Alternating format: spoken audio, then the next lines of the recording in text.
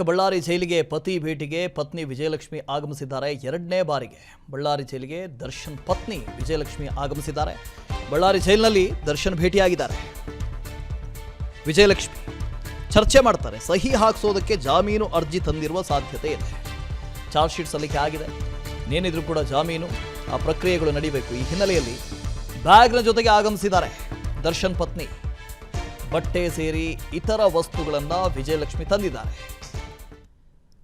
ದರ್ಶನ್ಗೋಸ್ಕರ ಬಟ್ಟೆ ಬರೆ ಅದು ಇದು ಅಂತೆಲ್ಲ ತರ್ತಾರೆ. ಜೈಲಲ್ಲಿದ್ದಾರೆ ದರ್ಶನ್. ಹಾಗಾಗಿ ಅವಶ್ಯಕ ವಸ್ತುಗಳು, ಅಗತ್ಯ ವಸ್ತುಗಳು ತಂದೆ ತರ್ತಾರೆ. ಆದರೆ ಅವರ ಕೈಯಲ್ಲಿ ಏನೊಂದು ಡಾಕ್ಯುಮೆಂಟ್ ಇದೆ. ಏನು ಡಾಕ್ಯುಮೆಂಟ್ ಅದು?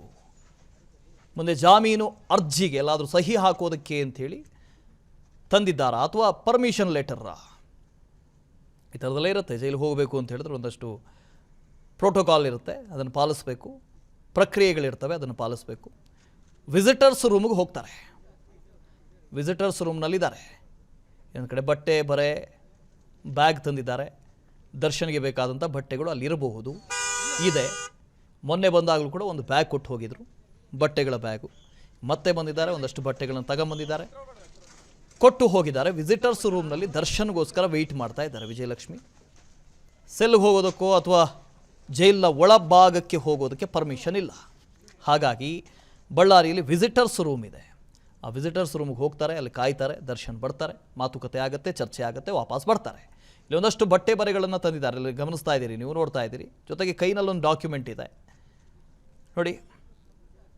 ದರ್ಶನ್ಗೆ ಬೇಕಾದಂಥ ಬಟ್ಟೆಗಳಲ್ಲಿದ್ದಾವೆ. ಬಟ್ಟೆ ಬರೆ, ಸೋಪು, ಪ್ರತಿನಿತ್ಯ ಬಳಕೆಗೆ ಬೇಕಾದಂಥ ವಸ್ತುಗಳು ಇವೆಲ್ಲವನ್ನು ಕೊಟ್ಟು ಬರ್ತಾರೆ.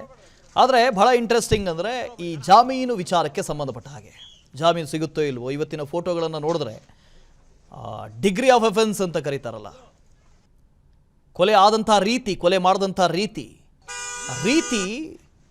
ಬಹಳಷ್ಟು ಅಮಾನುಷವಾಗಿ, ಅತ್ಯಂತ ಘೋರವಾಗಿ, ಭೀಭತ್ಸವಾಗಿ ಮಾಡಲಾಗಿದೆ. ಶಶಿಧರ್ ಮೇಟಿ ಇದ್ರ ಬಗ್ಗೆ ಹೆಚ್ಚಿನ ಡೀಟೇಲ್ಸ್ ಕೊಡ್ತಾ ಹೋಗ್ತಾರೆ. ಶಶಿಧರ್, ಎರಡನೇ ಬಾರಿಗೆ ದರ್ಶನ್ ಅವರನ್ನ ಭೇಟಿ ಮಾಡೋದಕ್ಕೆ ವಿಜಯಲಕ್ಷ್ಮಿ ಅವರು ಆಗಮಿಸಿದ್ದಾರೆ. ಏನೆಲ್ಲ ತಂದಿದ್ದಾರೆ ಅಂತ? ಕೈಯಲ್ಲೂ ಡಾಕ್ಯುಮೆಂಟ್ ಏನೋ ಕಾಣಿಸ್ತಾ ಇದೆ, ಒಂದಷ್ಟು ಬಟ್ಟೆ ಬರೆ ಇದೆ.